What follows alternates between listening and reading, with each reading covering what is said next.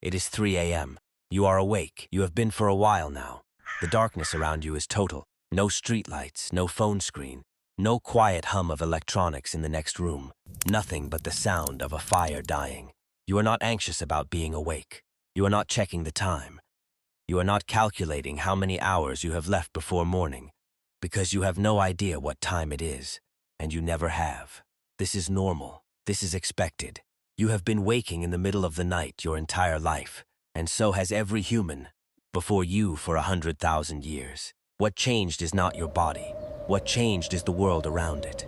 For most of human history, sleep was not one long block. That idea, the 8-hour, lights out until morning sleep, is a modern invention, a recent one.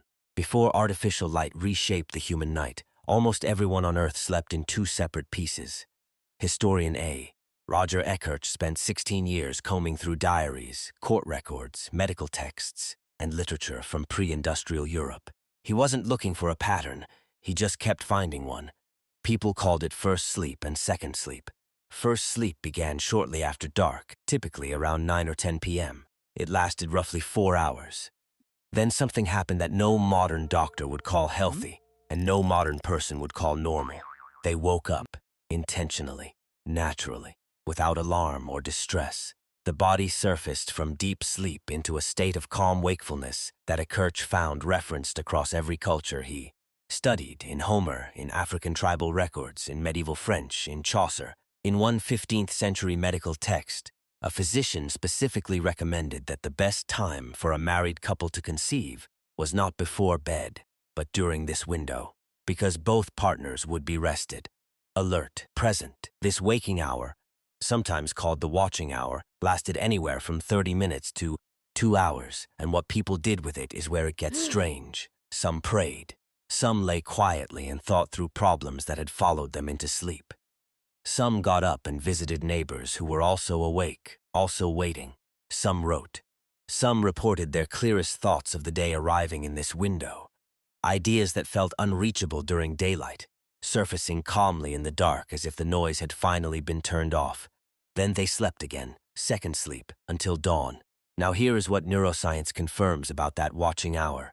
The brain does not idle during that window.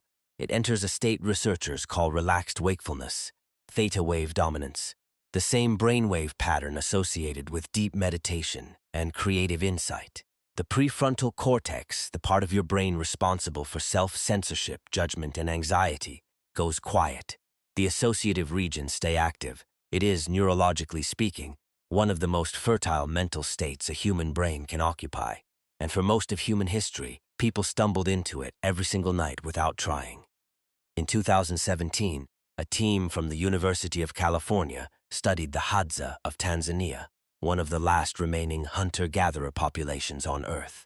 What they expected to find was the original human sleep template. What they found surprised them. The Hadza rarely all slept at the same time. In any given group, at any point during the night, at least one person was awake. The group's sleep overlapped but never synchronized. The researchers called it natural sleepwatch, an organic rotation that ensured someone was always alert, always listening to whatever the dark was hiding outside the camp. Your 3 a.m. wakefulness is not a malfunction.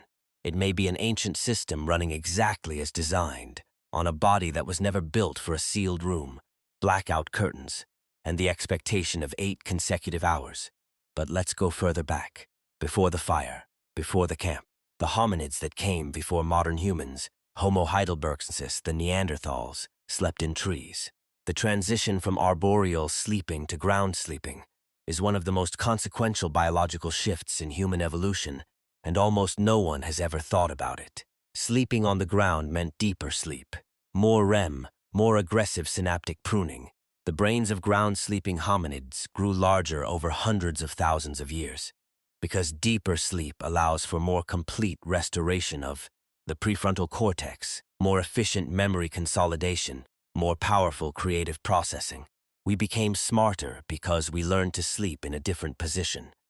And yet the fear that sleeping on the ground built into us never fully left. Your auditory system stays partially active during sleep in a way your visual system does not. Studies confirm it. People wake more quickly to unfamiliar sounds than to light. Even today, even inside buildings. The ancient brainstem still treats the darkness outside a sleeping body as an open threat category. Because in the dark, you cannot see what is coming, but you can still hear it. So what did ancient humans actually do when they couldn't sleep? They didn't panic. They didn't reach for anything. They lay in the dark, with their thoughts, with the fire, with the sounds of whoever was breathing beside them, and they waited. Not anxiously, patiently, the way you wait for weather to pass. They talked, softly, in the dark, to whoever was also awake. Some of the oldest prayers in recorded history were written specifically for the middle of the night, not for morning, not for evening, but for this exact liminal window between first sleep and second. The watching hour had rituals, it had language, it had a name. Some of them got up and looked at the stars, not doing astronomy, not searching for navigation, just looking. The sky was the only light that required nothing, the only constant. 100,000 years of human beings lying awake in the dark, staring at the same stars you can still find if you get far enough from the cities. Still there, still the same. The reason you lie awake at 3 a.m. and feel like something is wrong with you is because a world built around artificial light decided that waking in the dark is a disorder. But the history says otherwise, the neuroscience says otherwise, the hadza say otherwise. Your brain surfacing in the middle of the night is not a bug left over from a less evolved version of your body.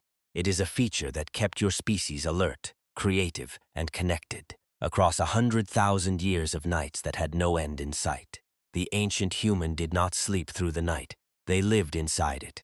Some stories end, but the questions remain. Until the next story, keep wondering.